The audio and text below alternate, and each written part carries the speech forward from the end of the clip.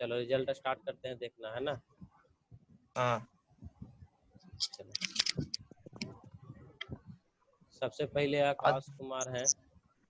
आकाश कुमार तुम्हारा 60 नंबर आया है, बहुत बढ़िया बाबू। नया सवाल था फिर भी आपका नंबर अच्छा आया है। अंकित, अरे सर एकदम उल्टा पल्टा क्वेश्चन था सर आज। उल्टा पुल्टा क्वेश्चन नहीं था, तुम पढ़ाई नहीं किया है ये बोलो ना। उल्टा सवाल उल्टा होता है, कभी सवाल सही ही होता है। अंकित कुमार 26 मतलब नंबर, ध्यान देना है। और अंकुश कुमार शेपर 56 नंबर। शेपर शेपर क्या होता है सर? शेपर क्या होता है? सुनो, मैं रिजल्ट बता रहा हूँ, तब तक म्यूट करके रखो तुम, ठीक है। ठीक है सर। दीपक कुमार 42 नंबर, हिमांशु राज 62 नंबर। कल भी तुम्हारा यही था जी, कल भी तुम्हारा सेम ही था। और आज सवाल मैंने कुछ रिपीट किए थे कल वाले, फिर भी तुम्हारा मार्क्स इतना ही आ रहा है हिमांशु। कल तो हम डिब्बे नहीं किए थे सर। यही दिक्कत है। चलिए, नदीम अख्तर 26 नंबर, पुरुषोत्तम 52 नंबर, अच्छा है। और संतोष मालाकर 44 नंबर और योगेंद्र 26 नंबर। चलो सबसे पहले देख लेते हैं किसका देख लें आज। अंकित हमारा ही का, देख लीजिए सर, हमारा ही देख लीजिए। 52 नंबर सर। अंकित का देख लीजिए, क्या दिक्कत है? पुरुषोत्तम 52 नंबर। अंकित के देख लीजिए सर, सबसे कम उसी का है, क्वेश्चन ज्यादा होगा। हाँ अंकित का देख लेते हैं, अंकित में ज़्यादा क्वेश्चन मिलेगा देखने को। हाँ।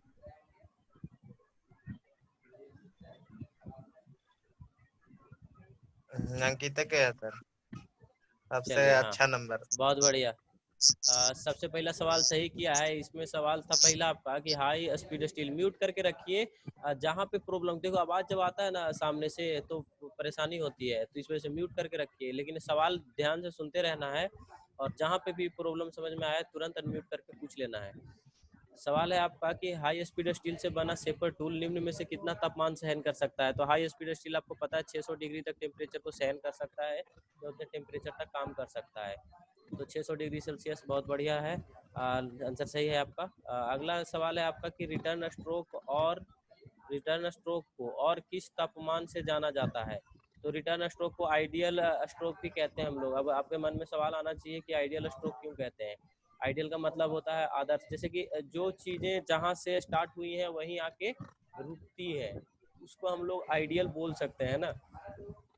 जैसे एक जितनी भी इलास्टिक प्रॉपर्टी वाली मटेरियल होती है, उसको भी, जैसे आपका रबड़ हो गया, रबड़ को जब खींचते हैं तो वापस अपने स्थान में आ जाती है, तो उसको हम आइडियल बोल सकते हैं। तो वैसे ही आपका जो रिटर्न स्ट्रोक होता है, जैसे फॉरवर्ड स्ट्रोक जाता है, इसके बाद रिटर्न आता है। फॉरवर्ड में वो क्या करता है, कटिंग करता है, और रिटर्न में वापस आता है, तो उस स्थिति में उसको हम लोग आइडियल स्ट्रोक बोलते हैं। इसको ध्यान रखना है। अगला सवाल है आपका कि एनविल के संबंध में कौन सा कथन सही है। तो कास्ट स्टील की हैवी ब्लॉक बनाई जाती है, ये वाला सवाल जो है बहुत लोग इसलिए कंफ्यूजन होंगे। एल्युमिनियम का कैसे हो सकता है, एल्युमिनियम का कहीं देखा है। ये एनविल की बात कर रहा है। कौन सा एनविल, जो तुम्हारे वर्कशॉप में रखा हुआ है, जिस पर तुम रख के और हैमर और पंच के द्वारा मार्किंग करते हो, उस एनविल की बात कर रहा है। अगर उसको हम एल्युमिनियम से बनाएंगे तो एल्युमिनियम तो वैसे ही लाइट वेटेड होता है और सॉफ्ट मेटल भी होता है, तो उसका तो संभव ही नहीं है। उस पर अगर हैमर का चोट करोगे तो वो खुद ही चिपक जाएगा, पचक जाएगा। तो इस वजह से एल्युमिनियम का नहीं बना सकते। तो एक और इसमें ऑप्शन में दिया हुआ था हाई कार्बन स्टील का हैवी ब्लॉक।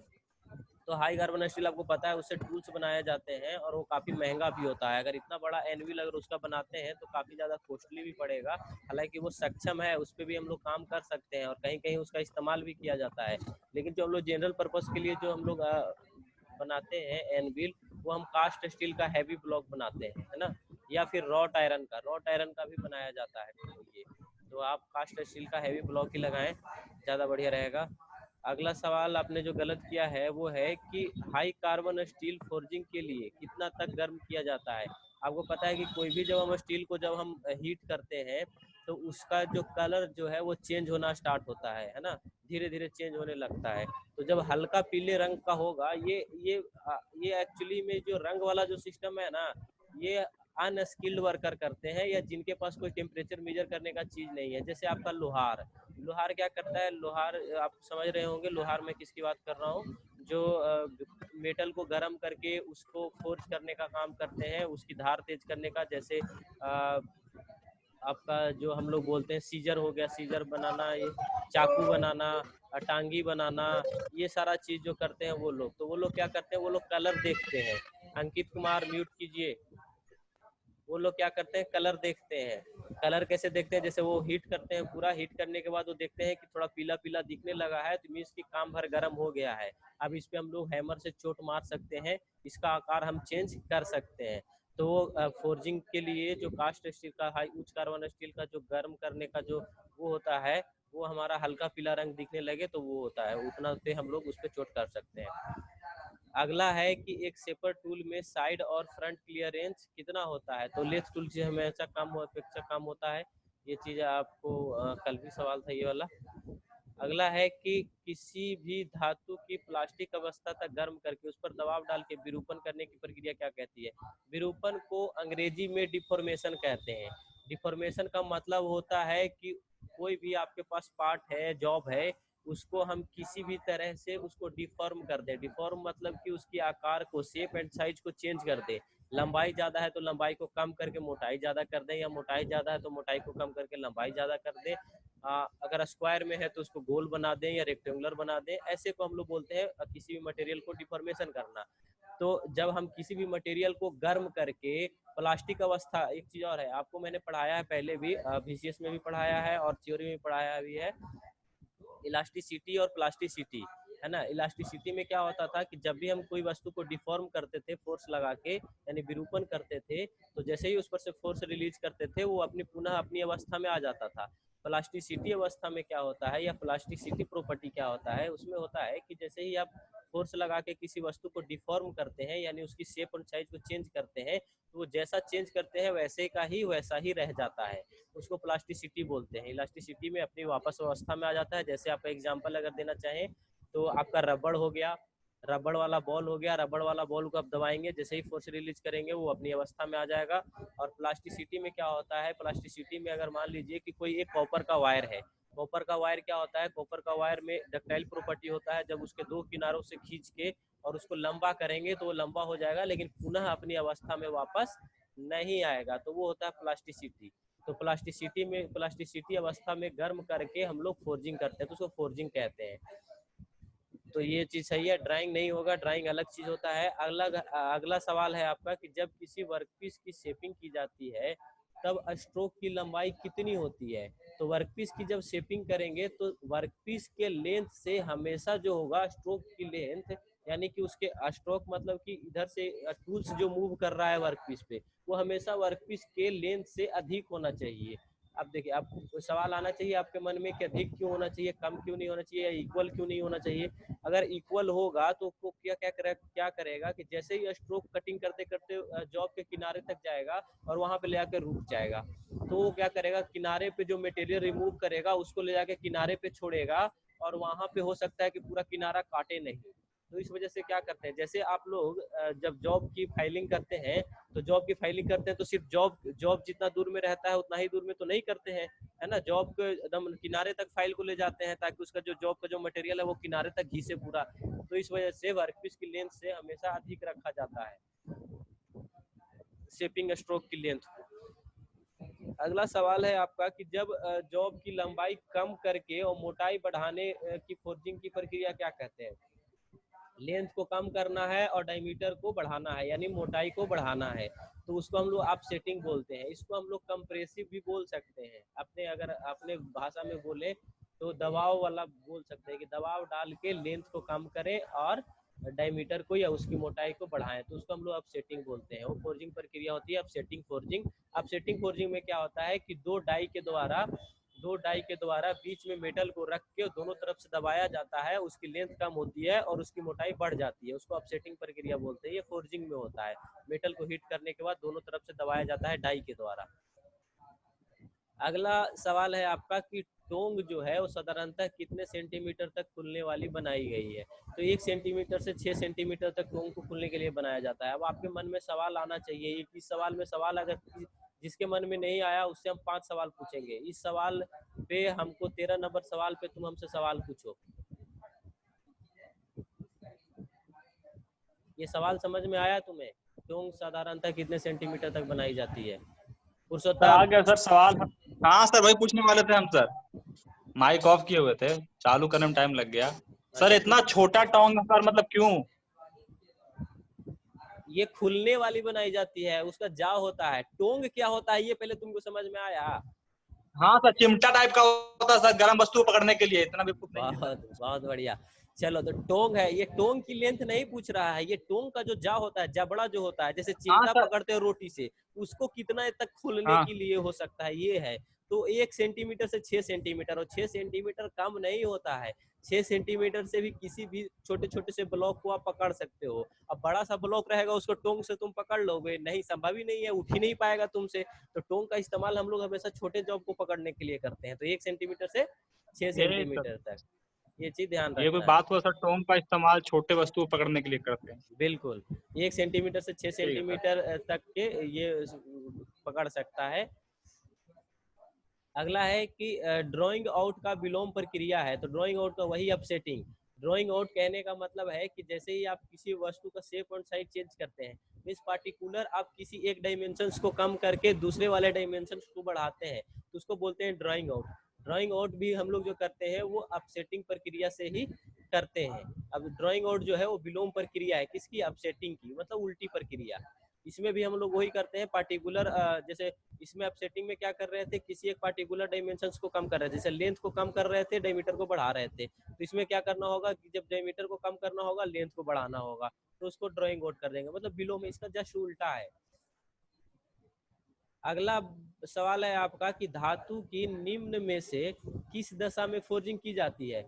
तो प्लास्टिसिटी प्रॉपर्टी जब उसका हो जाएगा, मीन्स कि इतना गर्म हो जाएगा कि मतलब उसको रिक्रिस्टलाइजेशन टेम्परेचर बोलते हैं। रिक्रिस्टलाइजेशन टेम्परेचर का मतलब आप समझिए, नाम से ही आपको समझ में आ रहा होगा कि रिक्रिस्टलाइजेशन मीन्स ऐसा टेम्परेचर जिस टेम्परेचर पे उसको कुछ दबाव देने पे वो अपनी जो शेप एंड साइज में परिवर्तन ले आए, और फिर वो वापस अपनी शेप में ना आए, मतलब जैसा पहले था वैसा ना आए, जैसा हम चेंज करें वैसा ही रह जाए, उसको बोलते हैं हम लोग प्लास्टिसिटी फोर्जिंग, या फिर रिक्रिस्टलाइजेशन टेम्परेचर पे ऐसा हम कर सकते हैं किसी भी मेटल को। तो हम लोग प्लास्टिसिटी प्रॉपर्टी जब होता है या प्लास्टिसिटी दशा में आ जाता है, तो हम लोग फोर्जिंग कर सकते हैं किसी भी धातु को। अगला है 16 नंबर सवाल है आपका कि धातु को रिटर्न स्ट्रोक में कौन सा शेपर काटता है? तो रिटर्न स्ट्रोक में ड्राई टाइप शेपर काटता है। रिटर्न स्ट्रोक में मतलब फॉरवर्ड जाएगा तो खाली जाएगा, जब रिवर्स आएगा तो कटिंग करेगा, तो आपका ड्रा टाइप शेपर होता है। सर सेपर का मतलब समझे? अब लो, सेपर का मतलब ही पता नहीं है आपको? सेपर एक मशीन है जो क्या करता है, उसके रैम के सहारे लीनियर मोशन करके किसी भी सरफेस पर से, किसी भी मेटल पर से मटेरियल रिमूव करने का काम सर करता है। वैसे मत समझाइए, ये समझाइए कि वर्कशॉप में है या फिर दिखा दीजिए स्क्रीन पर, नहीं, वैसे अपने मत। अपने वर्कशॉप में नहीं है, मैं आपको फोटो दिखा दूंगा अभी, थोड़ा सा 1-2 सवाल के बाद और आएगा कुछ चीजें, तो आपको क्लियर करने के लिए मैं आपको एक फिगर दिखाऊंगा, उसमें आपको बताऊंगा कि सेपर मशीन कैसा होता है, उसमें आपको क्लियर हो जाएगा पूरा का पूरा। ठीक है सर, डेफिनेशन की जरूरत नहीं है। अगला सवाल है आपका कि निम्न में से किस टोंग का प्रयोग जो है वो हेक्सागोनल बोल्ट पकड़ने के लिए? तो आपको पता है बोल्ट टोंग जो है वो चिमटा टाइप का होता है, और वो किसी भी चीज को पकड़ने के लिए, छोटे छोटे जॉब को, तो हेक्सागोनल टाइप के बोल्ट को फोर्जिंग के समय पकड़ने के लिए हम लोग साइड वाला टोंग का प्रयोग करते हैं। निम्न में से किस में जॉब घूमता है? तो प्लेनिंग मशीन में जॉब घूमता है, मतलब जॉब स्थिर नहीं रहता है।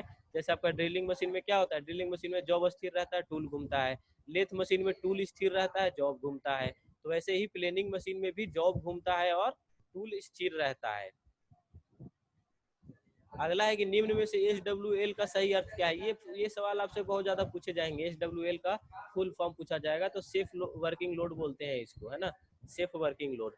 जैसे आपने देखा होगा हाईवे पे लगा रहता है धर्म काटा, उसमें चेक करवाते हैं कि हमारा, जिस उनका गाड़ी रहता है कि 100 टन से ज्यादा आप लोड नहीं कर सकते, ये आपका सेफ वर्किंग लोड है, SWL लिखा रहता है। किसी भी ट्रक पे जाओगे तो उसके डल्ले पे या कहीं पे देखोगे ध्यान से तो SWL, या फिर ट्रेन का जो मालगाड़ी होता है उसमें भी लिखा रहता है SWL, ध्यान से देखना ये चीज, SWL इतना टन या फिर इतना केजी ऐसे करके लिखा रहता है। तो उसमें सेफ वर्किंग लोड होता है कि इतना से ज्यादा आप लोड नहीं कर सकते, इतना से इतना लोड तक आपका सेफ वर्किंग में है, मतलब इतना में आपका चल जाएगा काम, कोई दिक्कत नहीं होगी। अगला सवाल है आपका कि निम्न में से किस काम के लिए फ्लूरस का प्रयोग किया जाता है? तो नेकिंग और ग्रूविंग के लिए किया जाता है फ्लूरस का प्रयोग। अगला है कि निम्न में से किस कारण से हाई स्पीड स्टील टूल्स की अपेक्षा कार्बाइड टूल अधिक उपयोगी होता है? तो इसमें बहुत सारे ऑप्शन है जो सारे के सारे सही है। कार्बाइड टूल जो है वो हाई स्पीड स्टील टूल की अपेक्षा काफ़ी अच्छा होता है, ज़्यादा हीट सहन कर सकता है, उसकी टिप्स इससे ज़्यादा हार्ड होती है और अच्छी फिनिशिंग देता है, तो कार्बाइड टूल ज़्यादा अच्छा होता है। अगला है कि निम्न में से किस कारण से कास्ट आयरन को फोर्ज नहीं किया जा सकता। कास्ट आयरन का फोर्जिंग हम लोग नहीं करते हैं, उसकी कास्टिंग करते हैं। कास्ट आयरन की क्या करते हैं, फोर्जिंग नहीं करते हैं, कास्टिंग करते हैं। तो फोर्जिंग क्यों नहीं करते हैं, क्योंकि वो ब्रिटल मटेरियल होता है।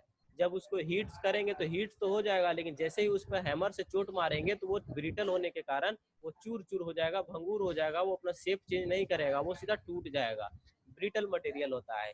इस वजह से हम उसका फोर्जिंग नहीं करते हैं। अगला सवाल है कि निम्न में से किस कार्य के लिए शेपर के क्लेपर बॉक्स का प्रयोग किया जाता है। तो रिटर्न स्ट्रोक के दौरान टूल्स को उठाने के लिए। ये वाला क्लेपर बॉक्स आपको समझ में आता है क्या होता है? नहीं सर। चलिए अभी मैं आपको एक दिखा रहा हूँ। यार ये चैप्टर कौन सा है सर? सेपर का क्वेश्चन कौन से चैप्टर से आ रहा है? शेपिंग मशीन, फोर्जिंग और लिफ्टिंग एप्लियंस, 3 चैप्टर से सवाल है इसमें, है ना। तो पढ़ाया है ये ना सर, शेपिंग वोपिंग पढ़ाए थे सर? शेपिंग मशीन आपका सिलेबस में नहीं है, हम एक्स्ट्रा चल रहे हैं। आईटीआई के सिलेबस में शेपिंग मशीन नहीं है आपका, और फोर्जिंग भी नहीं है। ये हम एक्स्ट्रा चल रहे हैं, आपको कम्पिटिटिव के लिए तैयारी करवा रहे हैं, है ना। तो ओ आप ये मत समझिए कि ये सिलेबस में नहीं था और वो नहीं था, ये तो क्लास में नहीं हुई है ये चैप्टर। और इस वजह से नहीं हुई है क्योंकि ये हटा दिया गया है, फोर्जिंग हटा दिया गया है, शेपिंग हटा दिया गया है, सीएनसी हटा दिया गया है। ये सारे 2 3 4 जो चैप्टर थे वो 2017 के बाद आईटीआई के सिलेबस से हटा दिए गए हैं, है ना। 2017 या 18 में हटा दिए गए हैं, तो इस वजह से नहीं है। देखिए इस तरह का आपका शेपिंग मशीन होता है ना, इसको ध्यान से देखेंगे। ये आपका क्लिपर बॉक्स है, क्लिपर बॉक्स में आपका शेपिंग टूल्स जुड़ा होता है। ये आपका शेपिंग टूल्स है, दिख रहा है सबको फिगर? हाँ। फिगर दिख रहा है? ये इसको बोलते हैं हम लोग रैम। ये वाला जो पूरा है इसको रैम बोलते हैं। रैम क्या करता है, ये लीनियर मोशन करता है, इधर उधर स्लाइड करता है। ये आपका वर्क टेबल है जिसपे आप जॉब को बांधते हैं। ये इसमें जॉब को बांधने के बाद क्या होता है कि ये रैम, जैसे ये इसको बोलते हैं आपको व्हील रहता है, जिसके सहारे से आपका पूरा रैम जो है इधर उधर मूव करता है। तो इसमें टूल्स जमा है, टूल्स जिसमें लगा रहता है उसको क्लेपर बॉक्स करते हैं, कहते हैं। जब आपका टूल्स जब फॉरवर्ड डायरेक्शन में इधर जैसे मूव करेगा तो ये आपके जॉब पर से आपका जो रहेगा वर्क पीस, उसके ऊपर से मेटल को काटने का काम करेगा, मेटल को रिमूव करने का काम करेगा। और जब ये रिटर्न आएगा तो क्लिपर बॉक्स का काम क्या होता है, देखिए टूल्स मुड़ा हुआ है इधर का। क्लिपर बॉक्स क्या करता है, जब रिटर्न आता है तो रिटर्न में भी मटेरियल ना काट दे, इस वजह से क्या करता है, क्लिपर बॉक्स का काम होता है इसको ऊपर उठा लेना, है ना। टूल्स को ऊपर उठा लेना, फॉरवर्ड जाए तो नीचे रखना काटना, और जैसे ही रिटर्न आए तो उसको ऊपर उठा लेना। ये मेन क्लिपर बॉक्स का काम होता है ना। क्लिपर बॉक्स क्या करता है, टूल्स को होल्ड भी करता है और उसको फंक्शनिंग भी करता है, उसको ऊपर उठाने का काम करता है। इस तरह का आपका होता है मशीन, शेपर मशीन। ये नी है आपका, नी क्या करता है कि ये आपका वर्कपीस को हाइट एडजस्ट करने का काम करता है। मीन्स कि ऊपर नीचे, वर्कपीस को थोड़ा ऊपर करना है, नीचे करना है, वो करना है। ये रैम क्या है, रैम आपका लीनियर मोशन करता है, मीन्स कि ऐसे रेसिप्रोकेटिंग टाइप का आगे पीछे करता है। ये टूल स्लाइड है, टूल स्लाइड क्या करता है, टूल्स को भी आप ऊपर नीचे यहाँ से, ये वाला जो लीवर लगा हुआ है इसके द्वारा से खोल कस के, मतलब इसको ढीला करके और खोल के इसको हम नीचे ऊपर एडजस्ट कर सकते हैं। तो ये सारा चीज होता है। तो ये शेपर मशीन क्या होता है आपको समझ में आ गया होगा। क्लेपर बॉक्स क्या होता है ये भी समझ में आया होगा। रैम क्या करता है, रैम लीनियर मोशन या रेसिप्रोकेटिंग मोशन करने का काम करता है।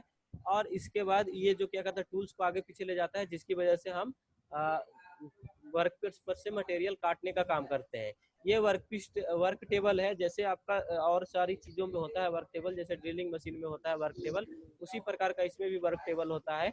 ये मेन कास्टिंग है, मेन कास्टिंग है, पूरा कास्ट आयरन का बना हुआ मशीन होता है जो मेन कास्टिंग जिसको बोल रहे हैं। इसी के ऊपर सारा का सारा लोड होता है, आपका टूल्स का भी, रैम का भी, वर्क टेबल का भी, सबका, है ना। तो इस तरह से चलिए अब हम लोग बढ़ेंगे अगले सवाल की ओर। और भी अगर ऐसा कोई सवाल आएगा तो आप हमसे तुरंत क्वेश्चन राइज करेंगे, हम आपको तुरंत उसका एक्सप्लेन करने की कोशिश करेंगे। तो क्लेपर बॉक्स आपको समझ में आ गया। अगला सवाल देखेंगे कि निम्न में से किस जगह पर मैकेनिकल शेपर में टूल की कटिंग स्पीड अधिकतम होती है। तो कटिंग स्ट्रोक की बीच में सबसे अधिक होती है, कटिंग टूल्स की स्पीड जो है वो सबसे अधिक होती है बीच में। बीच में मतलब जॉब के बीचों बीच जब जाता है तो उसकी स्पीड अधिक होती है। स्टार्टिंग में फीड जब देना स्टार्ट करते हैं तो कम होती है, लास्ट में भी स्पीड कम हो जाती है, बट बीच में होती है वो स्पीड थोड़ी अधिक होती है। अगला सवाल है कि निम्न में से किस टूल द्वारा प्रयोग करके एक संकरे स्लॉट को काटा जाता है। तो संकरे स्लॉट को काटने के लिए मतलब किसी भी कंजेस्टेड स्लॉट को काटने के लिए, पतला से पतला स्लॉट, छोटा से छोटा स्लॉट काटने के लिए ग्रोविंग टूल्स का प्रयोग करते हैं हम लोग। अगला सवाल है आपका कि निम्न में से किस तापमान पर लो एलॉय स्टील की फोर्जिंग की जाती है। तो लो एलॉय स्टील में हम लोग 1100 डिग्री सेंटीग्रेड पे हम लोग क्या करते हैं, उसका फोर्जिंग कर सकते हैं। ये आज ध्यान रखना पड़ेगा आपको, इसमें हर मटेरियल का अलग अलग फोर्जिंग टेम्परेचर होता है, तो आपको याद रखना पड़ेगा, कुछ चीज़ें को तो जरूर याद रखना पड़ेगा। चलिए आगे करेंगे। अगला सवाल है आपका कि निम्न में से किस दिशा में एक राइट हैंड टूल से घूमता है। तो दाएं से बाएं। आपने दोनों कैसे लगा दिया, इसमें क्या लिखा हुआ है, राइट हैंड शेपर टूल्स की बात कर रहा है। राइट हैंड मतलब कि का दायां हाथ वाला, और लेफ्ट हैंड मतलब बायां हाथ वाला। तो राइट हैंड है तो दायां से बायां ना घूमेगा। जैसे बोलते हैं ना, बैटिंग करते हो ना, राइट हैंड है, लेफ्टी है तो बायां के हाथ आगे रहता है, राइट हैंड तो दायां के हाथ रहता है। बैट बॉल इतना खेलता है फिर भी समझ में नहीं आता है, लेफ्ट राइट समझ में नहीं आ रहा है आप लोगों को, ये सवाल गलत नहीं होना चाहिए था। चलिए अगला है कि निम्न में से किस धातु का प्रयोग करके स्वेंज ब्लॉक बनाई जाती है। तो मैं लेवल कास्ट आयरन का लगभग जो भी हम लोग ब्लॉक का इस्तेमाल करते हैं, चाहे वो सरफेस ब्लॉक की बात कर ले या फिर आपका कास्ट ब्लॉक जिसको हम लोग क्या बोल रहे हैं एनविल बोलते हैं उसकी बात कर ले, लगभग जितनी ब्लॉक होती है वो कास्ट आयरन की बनाई जाती है। वो इसलिए बनाई जाती है कि कास्ट आयरन जो होता है वो हीट को तो रजिस्ट करता ही करता है, इसके साथ साथ वो सेल्फ लुब्रिकेटिंग होता है। इसके बाद किसी भी मौसम में उसमें किसी भी प्रकार का कोरोजन नहीं लगता है, कोरोजन रजिस्ट भी होता है। और इसके बाद वो फैलता सिकुड़ता नहीं है। जैसे और सब मटेरियल में आपने देखा होगा कि गर्मी को दिनों में फैल जाती है और ठंडों के दिनों में सिकुड़ जाती है, तो ये दिक्कत होती है और सब मटेरियल में। तो इसमें कास्ट आयरन में ऐसा कोई दिक्कत नहीं होता, इस वजह से इसका बनाया जाता है। निम्न में से किस मैकेनिज्म का प्रयोग जो है वो शेपर मशीन में नहीं किया जाता है। तो कपल्ड व्हील लोकोमोटिव मैकेनिज्म, इसका प्रयोग जो है वो शेपर में नहीं किया जाता है। इसका तो रेलवे में करते हैं, रेलवे में या फिर इंजन में, जहाँ पे हम लोग स्टीम इंजन बोल सकते हैं, स्टीम इंजन में इसका प्रयोग करते हैं सबसे ज्यादा, है ना। कपल व्हील्ड लोकोमोटिव मैकेनिज्म का स्टीम इंजन, जहाँ पे कोयले वोयले से मशीन चलती है उसमें। अगला सवाल है कि निम्न में से किसके द्वारा शेपर का साइज निर्दिष्ट किया जाता है। तो स्ट्रोक की अधिकतम लंबाई मीन्स कि जो मैंने अभी आपको शेपर मशीन में जो रैम दिखाया, वो रैम जो है वो कितना स्लाइड कर रहा है आगे और कितना स्लाइड कर रहा है पीछे, यानी कि इसका एक स्ट्रोक जो है वो कितना दूरी तय कर रहा है, उसके अनुसार से हम शेपर मशीन की साइज को निर्दिष्ट करते हैं या स्पेसिफाई करते हैं। अगला है कि निम्न में से किसके समय को कम करने के लिए शेपर का क्विक रिटर्न मैकेनिज्म लगाया गया है। तो क्विक रिटर्न मैकेनिज्म का मतलब, क्विक का मतलब आपको पता है जल्दी होता है, रिटर्न मैकेनिज्म मतलब जल्दी से वापस लौट जाना। तो क्या रिटर्न स्ट्रोक को जल्दी से वापस, जैसे जैसे आप जब आप फॉरवर्ड डायरेक्शन में कटिंग करना काम करेंगे शेपर मशीन पे, तो आपका समय थोड़ा ज्यादा लगेगा क्योंकि वो धीरे धीरे कटिंग करते हुए जा रहा है। लेकिन जब रिटर्न आएगा तब तो उसको कटिंग नहीं करना है, उसको हाथ जल्दी से आ जाना चाहिए और फिर एक नया प्रोसेस कटिंग करना स्टार्ट करना चाहिए। तो इसी वजह से उसमें क्विक रिटर्न मैकेनिज्म लगाया जाता है, ताकि कटिंग करे, कटिंग करने के बाद जब उसको वापस लौटना हो तो जल्दी से वापस लौट के फिर अगला स्ट्रोक में कटिंग करना स्टार्ट कर दे। तो इस वजह से काम जल्दी जल्दी हो, इस वजह से क्विक रिटर्न मैकेनिज्म का इस्तेमाल किया जाता है। अगला है कि निम्न में से किसका प्रयोग करके रोटरी मोशन को रेसिप्रोकेटिंग मोशन में चेंज कर सकते हैं, यानी घूर्णन गति को पश्चिगामी गति में बदल सकते हैं।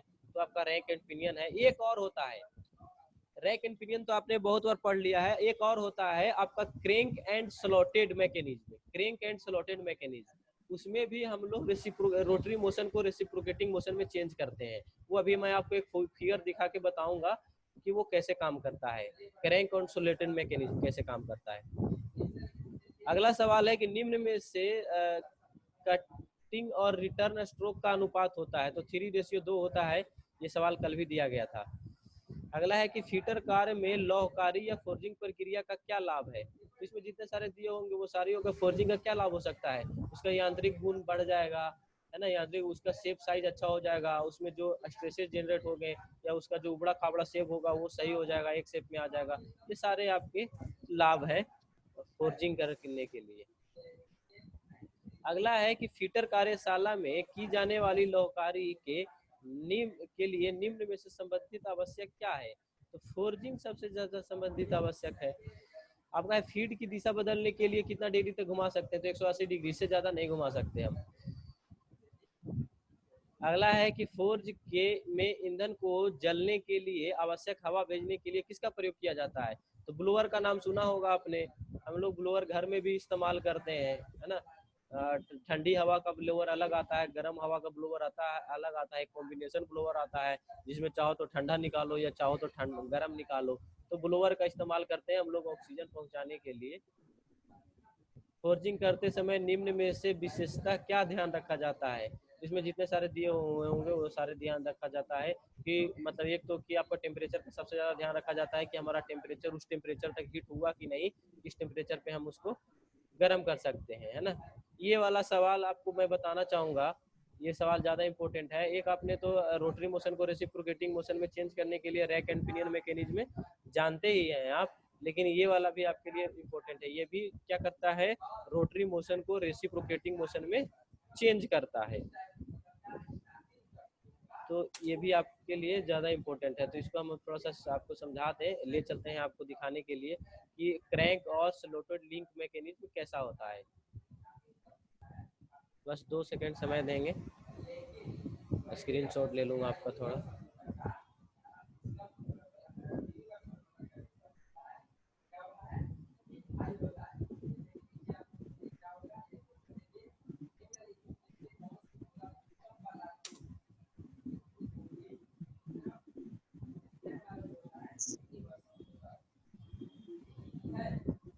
हाँ, फिगर दिख रहा है सबको? एक बार हकारी भरिए, इसके बाद हम समझाना स्टार्ट करेंगे।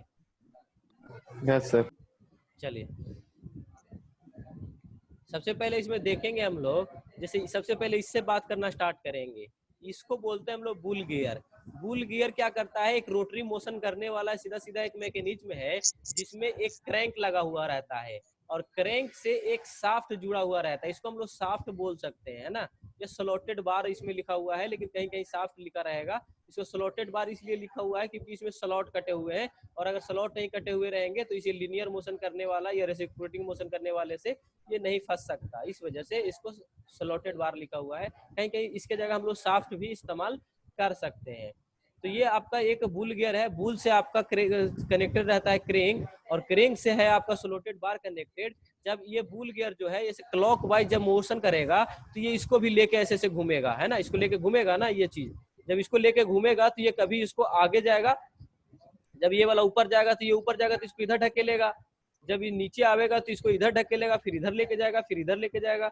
इस प्रकार से क्या करता है कि आपका बुल गियर जो है वो रोटरी मोशन कर रहा है, यानी घूर्णन गति कर रहा है, और एक स्लॉटेड बार और क्रैंक के सहारे ये क्या कर रहा है, उस रोटरी मोशन को रेसिप्रोकेटिंग मोशन में बदल रहा है। इस प्रकार से जा रहा है। पहले बार हमारा ये बुल गियर ऐसे घूम रहा है और उसी को हम लोग चेंज कर रहे हैं इस वाले मोशन में, यानी रेसिप्रोकेटिंग मोशन में।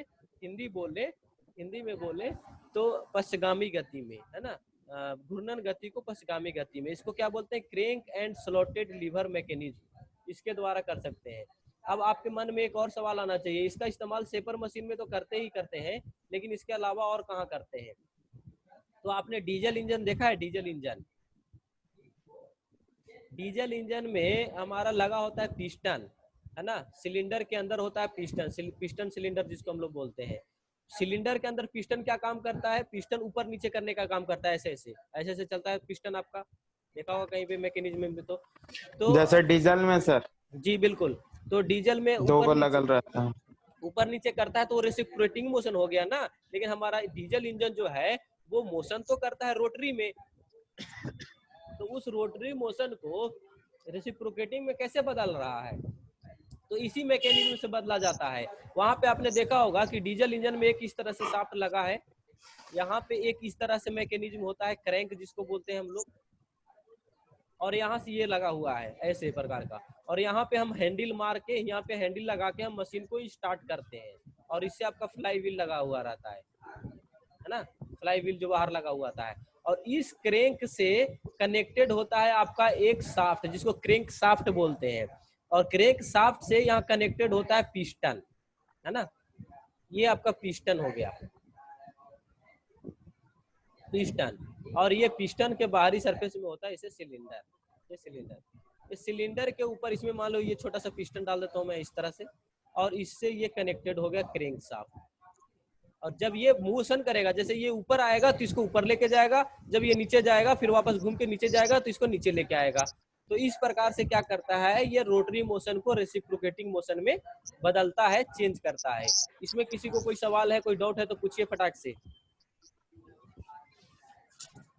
कोई दिक्कत है?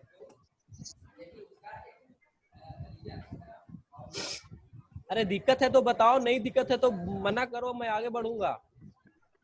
नहीं दिक्कत है सर। समझ में आ गया ना? Yes sir. Yes sir. चलिए बहुत बढ़िया। तो हमने आपका रिजल्ट डिक्लेयर कर दिया है। आप जाके और आप अपना रिजल्ट देख सकते हैं, आपने कौन कौन से सवाल गलत किए थे, कौन कौन से सवाल सही किए थे। सर एक बार 42 सवाल देख लीजिए सर। 42 number, okay.